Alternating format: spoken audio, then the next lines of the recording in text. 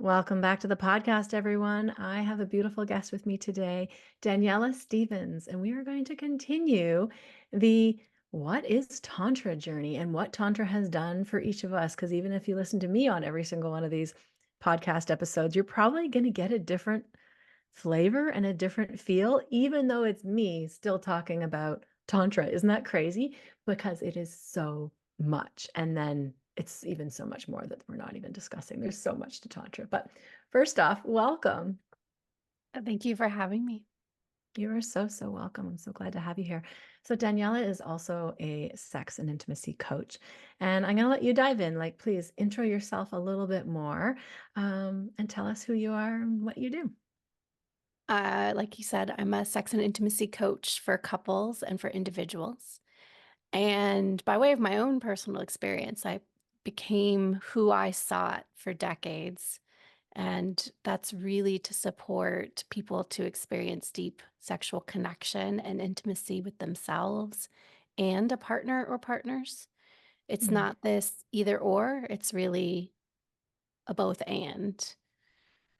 So I will work with couples who are in love, but really wanting something more. Like they hear the Mm. call to something more, whether that's better, whether that's deeper, whether that's more connected.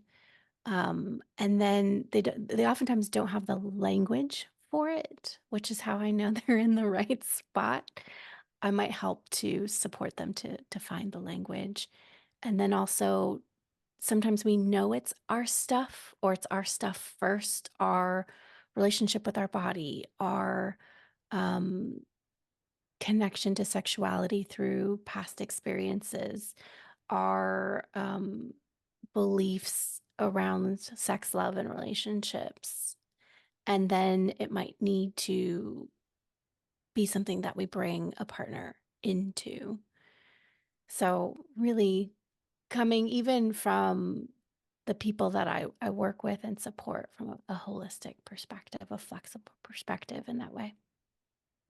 Beautiful. You put that into perfect wording because, we do the same things, but yet we struggle sometimes for the wording until it's like mirrored back to us. And then we're like, hmm, which is interesting because that's exactly what we're doing in relationships. For those who are listening around partnership, right? We're mirroring back. And I don't know why we're going here, but we're going here. But that is the lens that we're using Tantra in relationship, especially in couple coaching or even with me and my partner. Like we're mirroring back and forth where we're going. Well, we weave, which if you've been listening to the last couple of episodes, you'll be hearing more about the weaving of what Tantra is. And that is what it is. It's weaving this connection, this sacredness, this love, this compassion, this intimacy with ourselves and with our partners and with every other person that we connect with in our sphere. Could be the person at the grocery store, right? We're weaving in that presence, which is so beautiful. And that was just a little lead into Tantra, but let's hear more about how do you define Tantra, Daniela? Like, what does that look like to you if you were going to put it into some words or a few sentences? Because it's so interesting. I find most of us need to feel it. We can get a feel for what it is for words, but then we have to dive in and make it our own practice and then feel it. And then we're like, oh, that's what I've been looking for. So I really resonate with Tantra. I really resonate with Tantra as a non-dual spiritual, religious, embodied practice, as a Buddhist practice. And what I mean by that is that there's a connection between mind, body, spirit, soul, heart, reality, modernity that we can still be present with, that we can still feel and not have to completely escape from, numb from, avoid, or bypass. Numb So, out. Yeah. right. Social media, alcohol, food, don't talk, TV, whatever. There's your Sex, like numbing. there's plenty of people who come to Tantra for sex and then use tantra as its own addictive experience to Yes. numb and bypass from other elements of life. Such a good thing to bring up. Absolutely. And for those who are listening, who maybe this is your first episode, sexuality and sex is only about 8 to 10% of actually what Tantra is. Now we can bring it in fully 100% into our sexual experiences and make them exquisite, out of this world, something you've never even dreamed of. But on the whole, Tantra is not sex. So let's keep diving into that a little bit more. So I think part of my experience of Tantra comes from how I came to Tantra. Does that feel Mm. okay to share some of Yeah, go, that? please, all of that. Oh, so I started, I'm a former college teacher and I taught communication studies. I taught public speaking. I taught interpersonal communication. I taught small group communication. I taught writing. And at that time, I thought communication was going to connect me with other people. Mm. And that I got my master's degree in communication and was like, okay, I'm all in on communication. And academia is really this experience of a floating head. So, living from our minds and from the top parts of our bodies, I was working in all of these very empty classrooms where everything was very dingy and we were in chairs and desks that were uncomfortable because we weren't supposed to be feeling our body. We were supposed to be In our purely head. purely living from our heads, right? Yeah. And I find that a lot of religions are and spiritualities invite that to dissociate from the body and to elevate into some sort of enlightenment that's from the head, Mm. that the Look at the body's pews people sit in. Look at the yeah. kneeling. Yes, So such a the good point. that Yes. the body is impure, it's unholy, it's dirty, it's profane, it's, shameful. Mhm. And so at that time I went to the only place in my sphere of awareness that was about embodiment, and that was yoga. So I became a yoga teacher and was still like, this is not it. There's At least more. at least the westernized appropriated form of yoga was like, okay, this is all about body and fitness and still getting into my body in a way that's appropriate. And during all of this time, I was still pre-orgasmic. So I had never experienced an orgasm before, not by myself or with a vibrator, not with men or women or non-binary folk. And it was becoming more and more an elephant on my shoulders and this presence in my relationships. I felt inhuman. I felt alien, like this most exquisite human experience of pleasure encapsulated by orgasm I couldn't experience. So I wasn't Mm, just broken or unworthy, I was alien. mm, mm, And my relationships, my partners began to take on this as their struggle as well. Like, oh, maybe it's between us, maybe it's my fault, maybe we're not compatible. And so for decades, I was reading books and going to sex therapists and self pleasuring all the time with different types of things, wondering why I couldn't be normal. mm, And Tantra, and though I didn't know it at the time, was really the framework for accepting my body as it is, connecting to something whole and sacred within me outside of interlocking systems of oppression that have were telling me who I needed to be worthy of love, of safety, of acceptance. Um, and so really working with all kinds of ways in which shame and judgment and guilt and pressure and power were working inside my body and against me and my connection to myself and presence was what unlocked multi-orgasmic states, sure, like different types of orgasms right after the other, Mhm. spontaneous orgasms, orgasms with breath, right?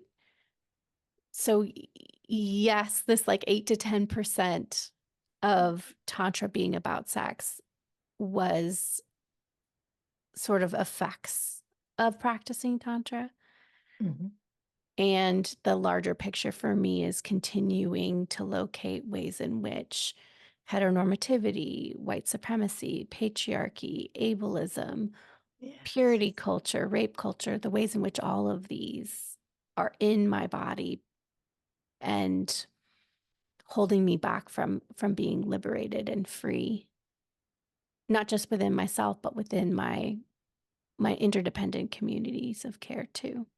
Mhm. Mhm. Yeah, it's like this is what I'm hearing you say too is tantra is so much and it is only 8 to 10% of sexuality is tantra. And yet this 8 to 10% is also, and I get this because it's so for me too, is this portal inwards where everything else becomes possible. Mhm. Through tantra, through the lens of there's nothing wrong with us, there's nothing broken. All of the systems of oppression that you were mentioning, the good girl, the too much, the how we show up as a woman or whichever gender you're showing up as, but these boxes that we've put ourselves in and society has put us in, and then we put ourselves in another one inside of it, and so forth and so forth. Through the portal of sexuality or sacred sexuality, using tantra in many different realms, we can clear away the muck that is holding us back and really tap into who we are and really come home in our body. And then from there, create whatever it is that we want, create the life and the live, the dharma that we're here to do, like create and live our purpose and show up in that way in our full aligned power. Just so beautiful. Absolutely.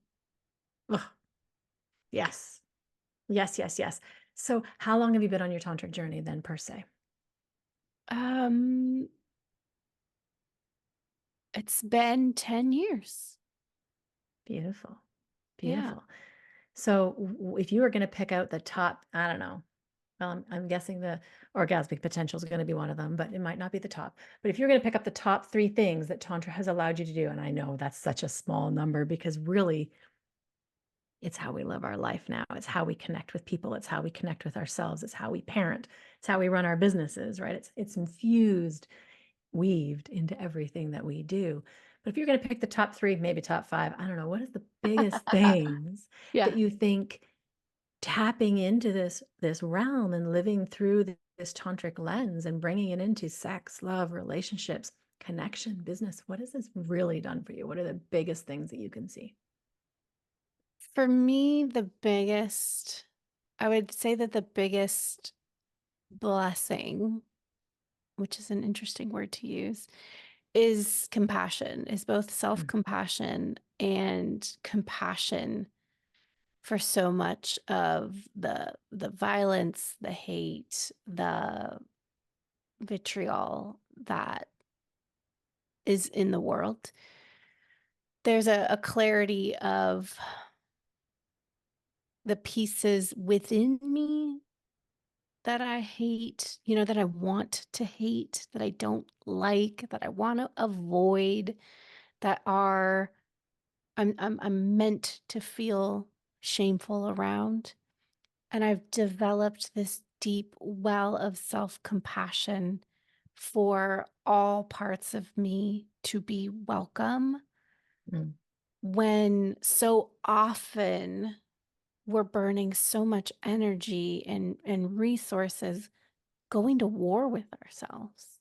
And hiding those pieces from other people too, Right. right? Yeah. Right.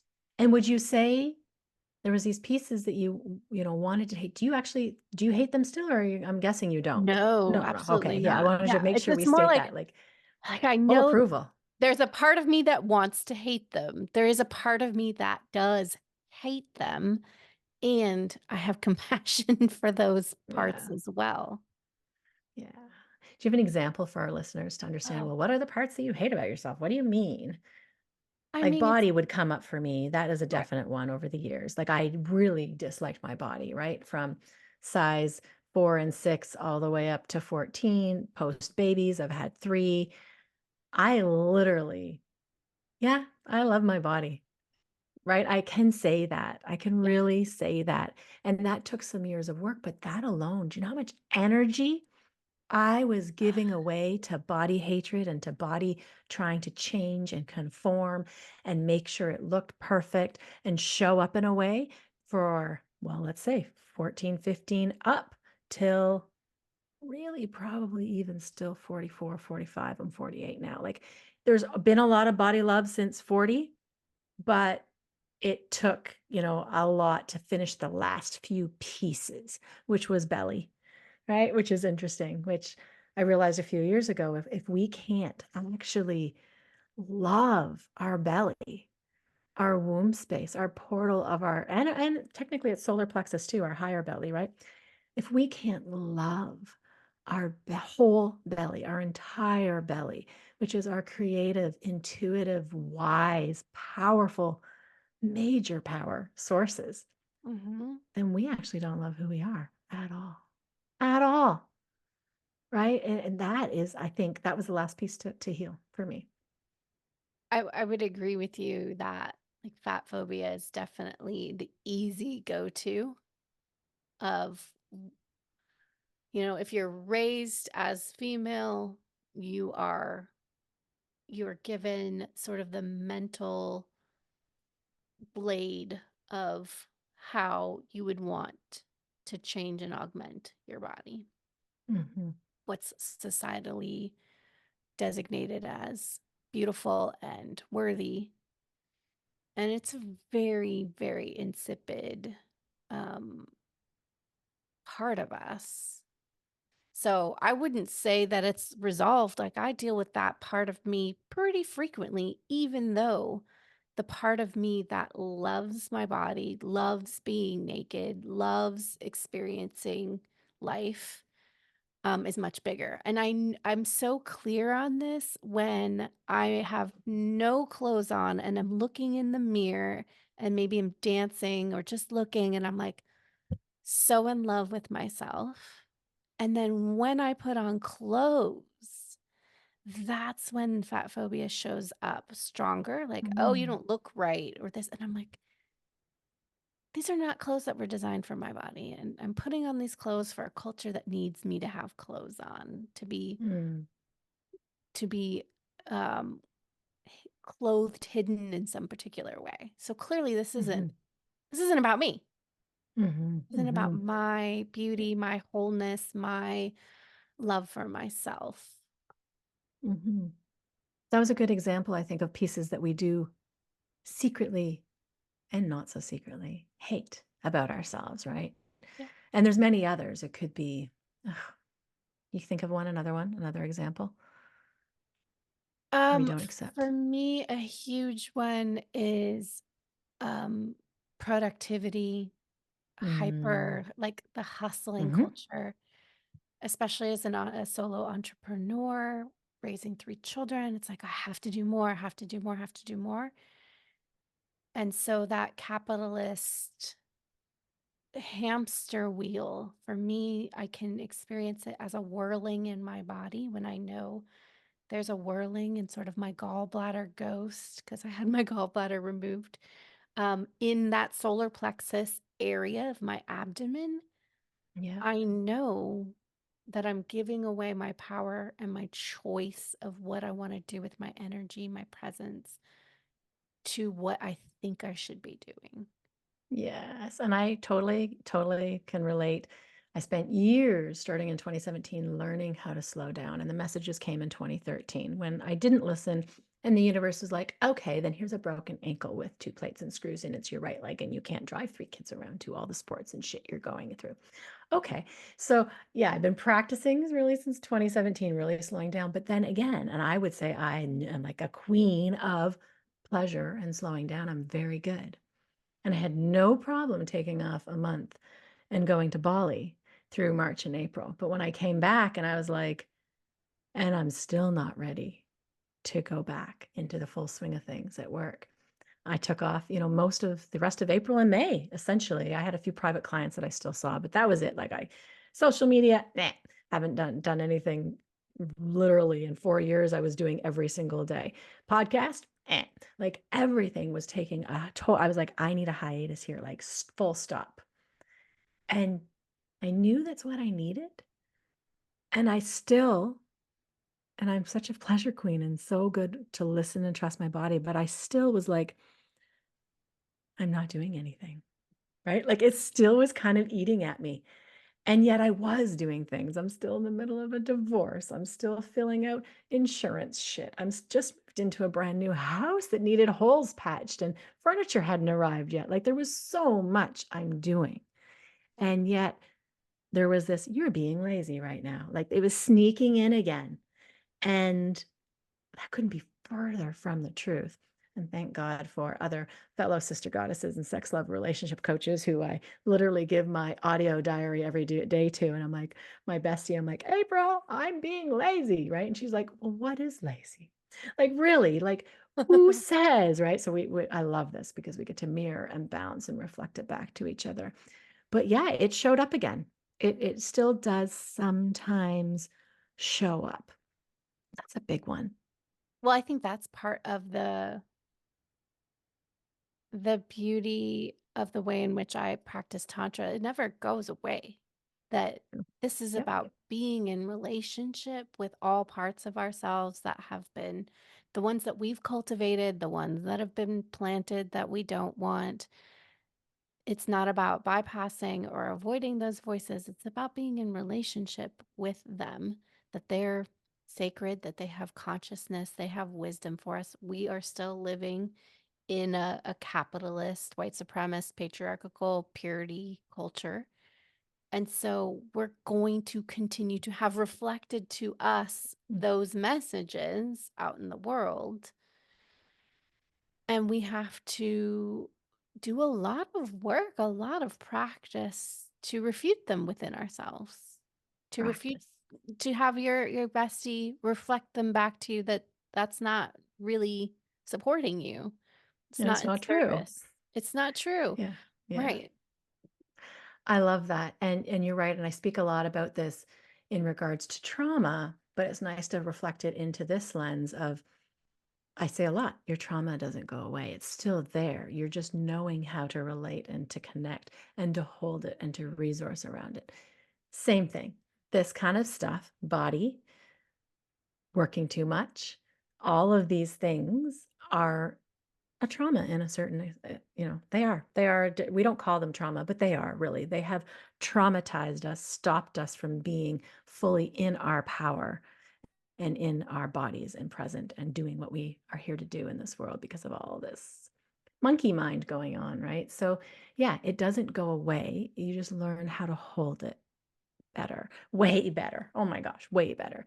Because the before me was mad and angry and frustrated and spewing whatever was coming out of me and triggers every single moment onto everybody else that I, loved, family, friends, you name it.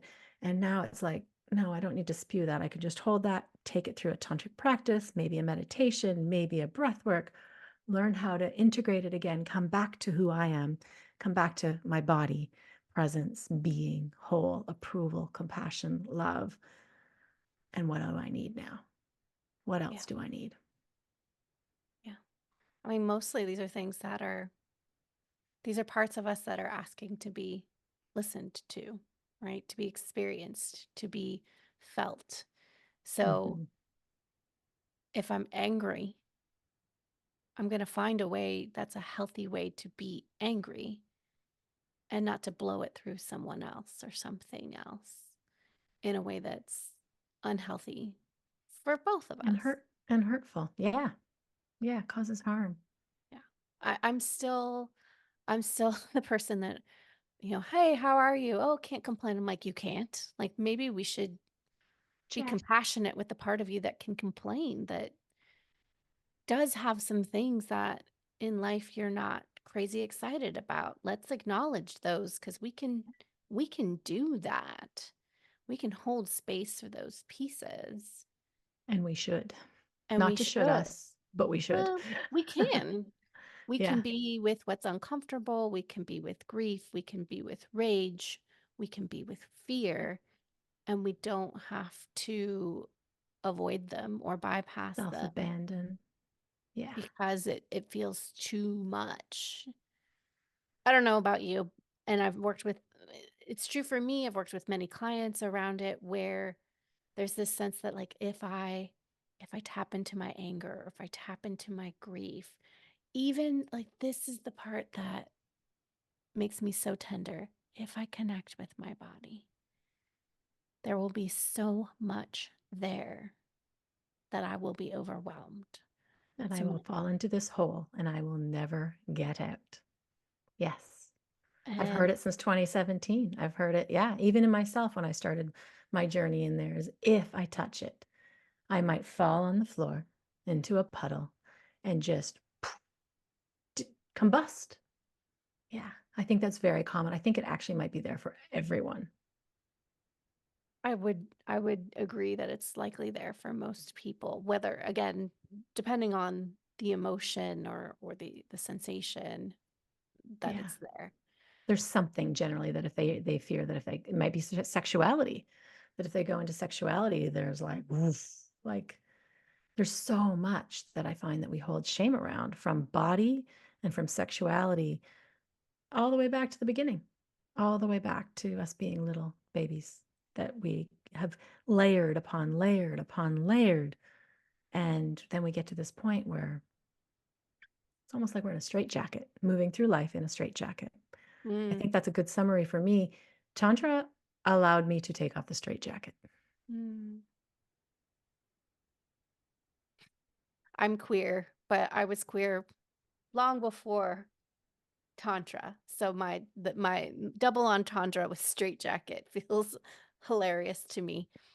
But it's also interesting because Tantra, a lot of forms of Tantra can privilege heteronormative experiences, straight experiences of sacred Mm, sexuality or practice.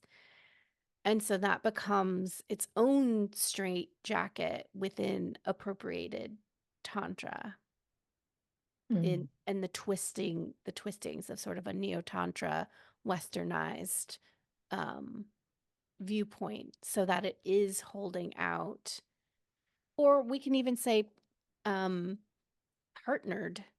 So this sense that tantra is about sex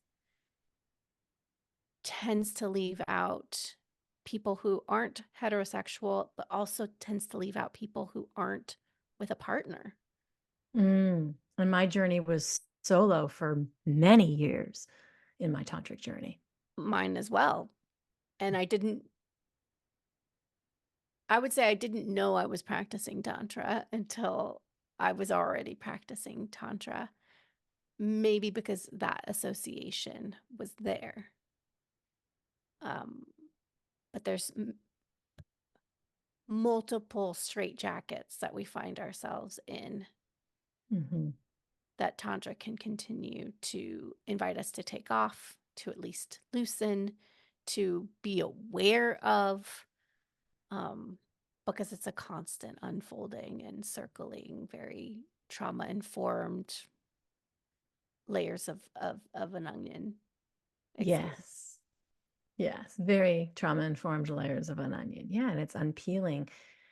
We were sharing on, I think, another episode earlier today about it's this journey. It's a beautiful journey. And it's not a start and stop. It's a entering and continuing and just really refining, and then using this lens, this tantric lens, to create the life that we love and desire, and to create the partnerships that we love and desire, and to create the connections, and to parent, and to business, and to do all of these things we love and desire from this connected, present, compassionate, loving, approval lens, and really just being who we are, really truly being who we are for me. Yeah. And finding the path into who we are Mm-hmm. Mm-hmm. and the Yeah, interconnectedness of that, of who we are with other people, other beings yeah, and how do we at the show up same with time. somebody who's going to be in our face? How can we still show up, in a conflict with, maybe it's a stranger even, like how can we still show up in presence and hold compassion for them maybe going off on us, or even as an example, like even now in the middle of a divorce, I can still hold compassion for my ex even when he's going off and saying a bunch of stuff about me that he shouldn't be saying, right? Like I can still, okay, I see what you're going through, and I really do wish he could find some peace in there, right? Like find some peace, and I can hold that compassion even for him when he's going right at me. So, yeah, it's a way that we can show up still as a loving, compassionate being who is still grounded in myself versus letting it trigger me. And I won't. Yeah. Yeah. And it doesn't mean it doesn't come up. Don't get me wrong here. I Oh, do well, yeah, get we're not triggered. perfect. Yeah. I do have tools though that I will turn to and I will go through. I'll use a practice, I'll use a meditation, I'll use a breath work, I'll use a tantric principle of sorts to release whatever charge has come up over this circumstance. And then I can ground back into approval. I can ground back into myself. Check in. What do I need? Did I get my needs met? Right. And then again, still show up the way I wanted to. Yeah. Yeah, there's this beautiful sense of being able to hold space for ourselves so that we can hold space for others, that we can feel what we're feeling, that we can take responsibility for ourselves and take accountability and leave self responsibility and accountability for others. There's a beautiful, for me, social justice activist, um, equity experience in the somatics, in the body experience of Tantra, where like you're talking about how do we be in conflict with someone? Because earlier we're talking about being in conflict with ourselves, right? Hating pieces of ourselves that aren't fitting into societal norms and expectations. But it also extends to how are we in conflict with other people, or like if there's conflict with other people, if what's important to someone else isn't as important to us, how do we hold that discomfort? How do we stay with the sensations in our body, the emotions in our body, and not, again, blow it through the other person? Yeah. Because, Get triggered and lash out and yell and scream or tell them they're wrong. right, or try to fix it, um, Hmm. leave ourselves and try and fix it for them.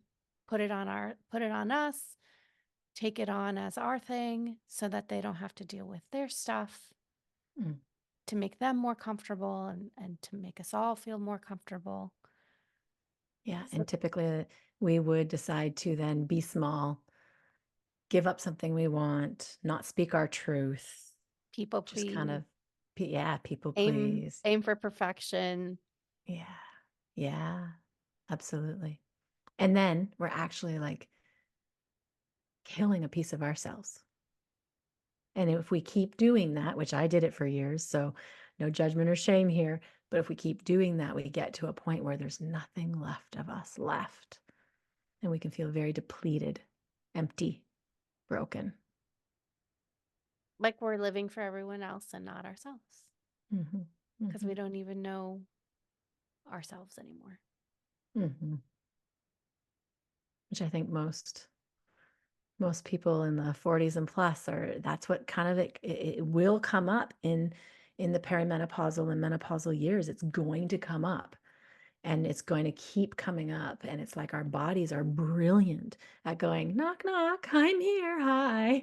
Hi. You don't want to deal with me? Okay. Well, here's a few extra hot flashes. It's going to keep coming up and keep knocking because our bodies desperately want to heal. Our soul desperately wants to heal and to be whole and to be who we are.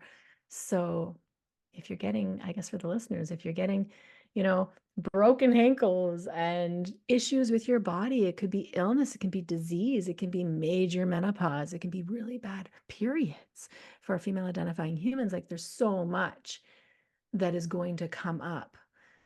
And as our bodies are brilliant, I can't list all of the things in the way my body tried to get my attention for years. Lower back pain, um, even things with my asthma. I'm asthmatic, but it's definitely going to flare up when I'm in Mm. a grief, when I'm in a phase of grief, right? Lungs are grief. Mhm. So it's going to start coming too. So our bodies are brilliant at trying to get your attention. But again, we're so busy in our go, go, go, go, go world that a lot of the time we just pop a pill and move on. And eventually it's going to catch up. I was Yeah. reading a meme that was like, our minds know how to lie to us, but our bodies always tell the truth. Mm, And for a long time, I kind of intuitively knew this, but I didn't know how to connect to the truth. I didn't know how to listen to the truth of what my body was trying to tell me. And me so neither. it took some time to be like, I know I want to be in my body. I don't know how to be in my am I supposed to do yoga? Like, is that what I'm supposed to be doing? Um, and Tantra has supported me to know how to connect with my body and learn what what the wisdom is that it's sharing with me, to listen to be compassionate around, so that I'm living from my whole self and not just, floating head. Floating head. And I totally relate to the floating head. I remember being asked, like, what do you feel in your body in 2017? I was like, what the fuck are you talking about? I am a walking, talking, floating head. And that at most, I was walking, talking, bust up. But that was it. Yeah. It Top was of the more the walking, chest. talking Yeah. head. Yeah, it really, really was. So if people are listening, they're like, okay, I want this. But again, what are we going to be doing? What do you say to them? For me, it's a mix of talking. So some people really need to talk, and that's talk first. That's a really lovely way to kind of build safety and rapport. Um, it can be guided meditations, which begins to invite the body to settle, but to begin to interact with the mind. I always find that understanding sensations as different from emotions is the stepping stone to listening to the wisdom of our body. That, me feeling nauseous isn't just about food poisoning, isn't about worry or anxiety or panic. Like the nausea can be any number of things, but my mind has associated an emotion, or it's automatically assigned value to it without me checking in on today. What is this sensation or that sensation mean? Mhm. Some of it is breath, right? How do we slow down our mind, come into our body, and connect the mind and body? And so much of it is just basic principles of compassion. Like, what is compassion? What does it feel like when we turn it inward? What does it feel like when we turn it outward? So much of Tantra is body mind connection, and the practices, whether that's breath work or a guided meditation or an embodiment, um, are about connecting the mind and the body and not just leaving one by itself, not just being in the body and pleasure and Mhm. sex and orgasm, not just in the mind of, I need to do this and this has got to get done and we're going to move on to that, but creating a connection between them so that our sexuality is connected to our heart, is connected to our mind, is connected to our solar plexus, and our personal power is connected to our communication and our ability to advocate for what's important to us. Mhm. Get our needs met, all of it. All of it. Yeah. All of it. Yeah, there's practices, there's meditations, there's rituals, there's oh my gosh, there's so much. There's so much. Like I probably have, I don't know, a library, I'm sure you do as well, of over hundreds of different practices and ways of just playing. I love to also make a library for my clients. So if I'm taking somebody through a practice or a meditation with their permission, I'll record it and then it's just me talking and they'll get the audio of the exact same practice I took them through so that they can then go and continue to use that. And by the end, they have like a full library in Dropbox of all of their tools and practices, which is just incredible. These are things that I still use from my original learning library 8 years ago, and I'm still constantly going back to the same ones. It's not like you use them once and they're done. These are things that you can use over and over and over. I teach them to my children, I teach them to my partner. Um, teach them to people on an airplane, like whatever it may be, right? These are tools and practices that allow you to hold everything that life throws at you. Hmm. Yeah. To be fully human and a part of this world. Yeah. And I know our listeners are probably wondering, they're like, okay, so you never had an orgasm. What happened? Do you want to share? It took years, I would say, of practicing tantra, and I think the bottom line was changing my conception of what orgasm is and was. So Mm, part of it was I was looking for my orgasm in the space where, the vast majority of pussy having people have them is through clitoral orgasms. Clitoral orgasms to this day are the orgasms that I have the least. That's not mm, where my orgasms live.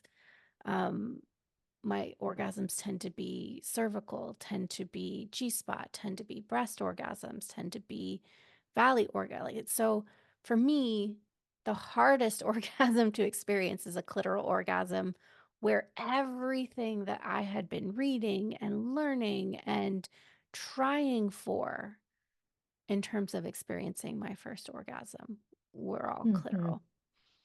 And then the second part of that was letting go of the goal of experiencing orgasm and Chase. yeah, chasing it. And also, I think I was also chasing towards attention orgasm. Which many And people learn from very young. Yep.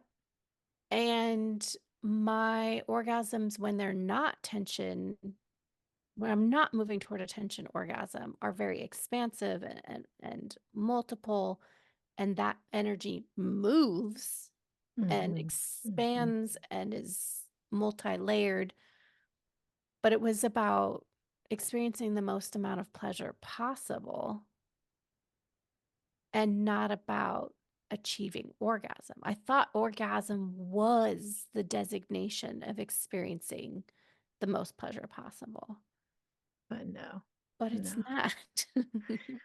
no, it's yes, like no and yes all at once. It reminds me of yeah, like I've always, from my experience, and I love that you were able to name that. There's a few things I want to speak there. I also think as we hit into our perimenopausal years, our orgasms deeply change. I'm noticing this amongst many, many friends and coworkers that we chat about. It definitely changes in a great way, by the way. Don't let anybody tell you that it doesn't, like in an exquisite, holy fuck way, where even last night, my partner and I were playing for, I don't know, probably an hour and 15 minutes.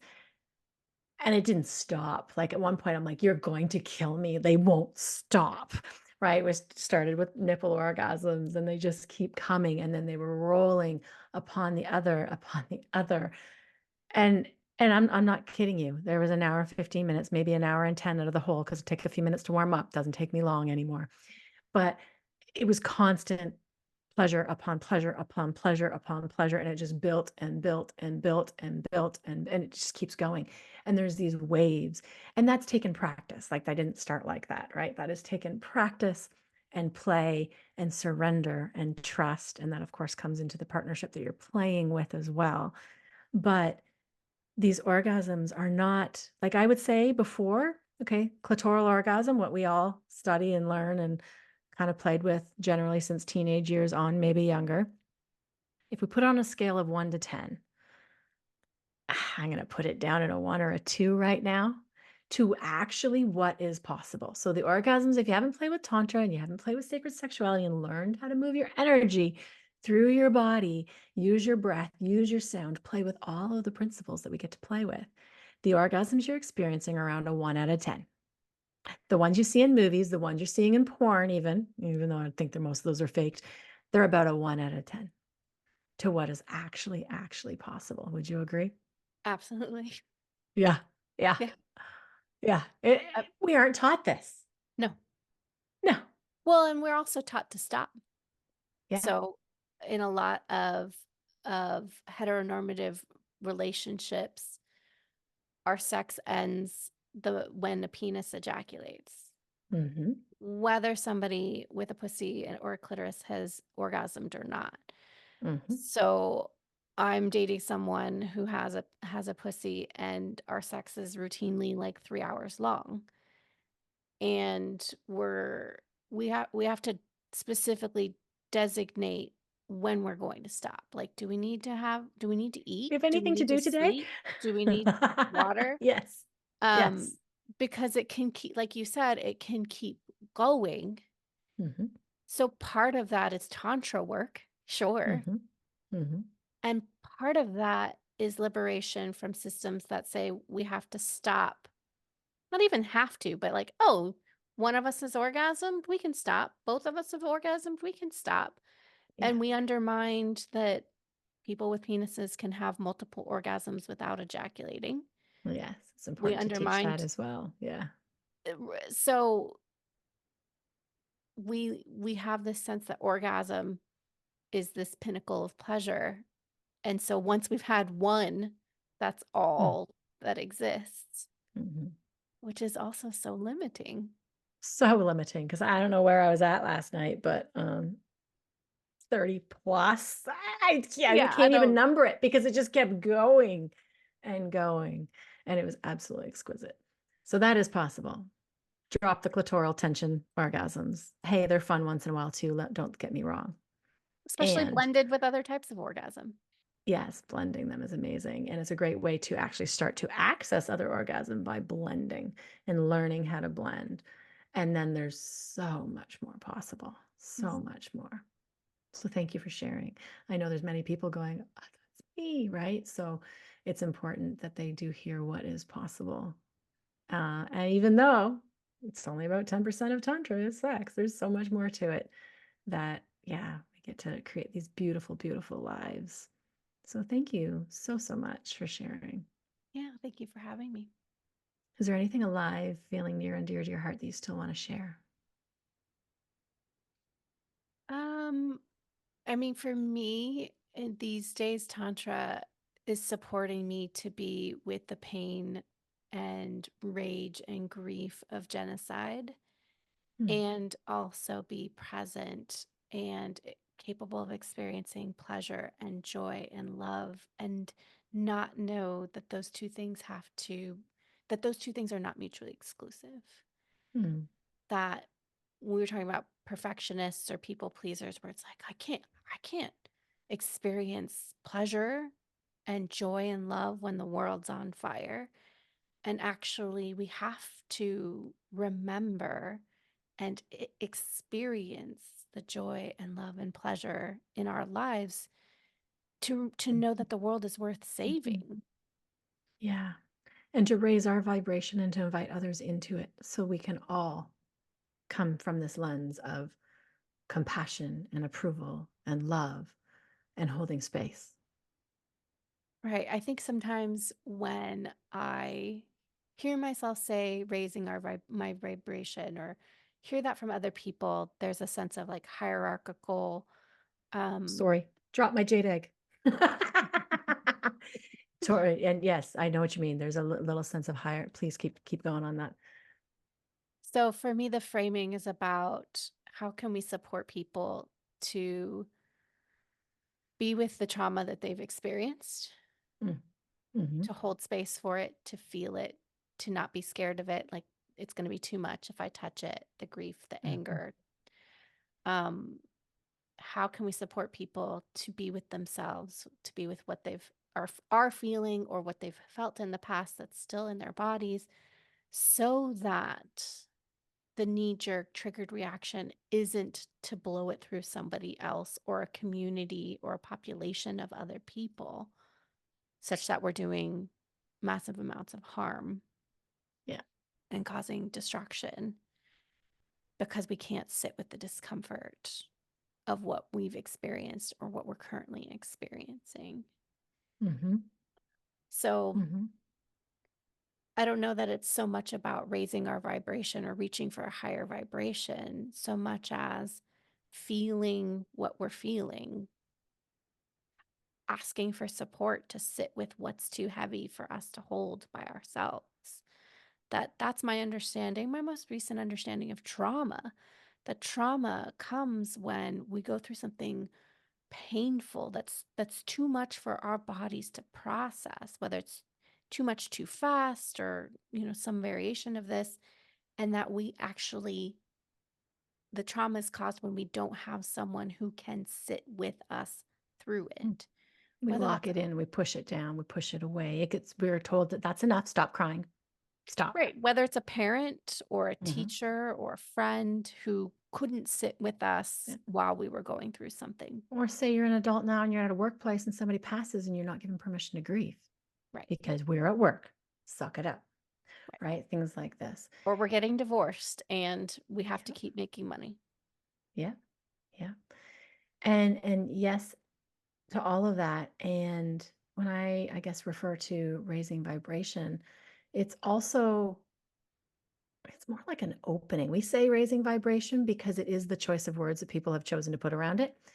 But it's more like an opening, I think, to me, more like a surrendering, an opening, a more welcoming in more, holding space for more. And it is kind of like a spiral. I see it as a spiral and an opening and a softening, especially able to hold more. I think Yeah. of it as a choosing, but the choosing only comes from deepening our capacity by someone being there with us so that we can deepen it. So Yeah. To do when the I think work. of higher vibration, what I think is capacity to choose how we're going to respond rather than being in a space where our body and our mind react Mm, from a triggered, overwhelmed, panicked, anxious, fearful space. And oftentimes we can only learn how to choose, how to soothe ourselves, how to calm ourselves, how to be in relationship with the various parts of ourselves, how to be with systems of oppression that are trying to tell us we're wrong and bad and all of these things, um, to be able to choose. mhm. And approve Hmm. to all of it. How we Yeah. feel, how they feel. Yeah. Thank you. That was a good little extra side conversation. I appreciate that. It's Yeah. good. How can people find you? We're going to drop all the links in the show notes and put all that in there, but please share us in the meantime. Share with us in the meantime how people can find you. Oh, well, I have free gifts for anybody listening. So you can go to danielastevens.com/podcast. That's Daniela with one L and it's Stevens with a V. And I also have a free 6-day email course called Bedrock for the foundations of sex and intimacy. So you can go to danielastevens.com/bedrock. And I'm on Instagram. You can find me on LinkedIn. I'm on Facebook. All the And places. yeah, Beautiful. Thank you so, so much for joining me. It's been really fun. It's such a great topic to dive into more and help people understand what is this thing called tantra, because there's so much information out there, so much misinformation, not really enough information, and really appreciate it. I think it's been a beautiful conversation. So thank you. thank you so much. Till next time, everyone.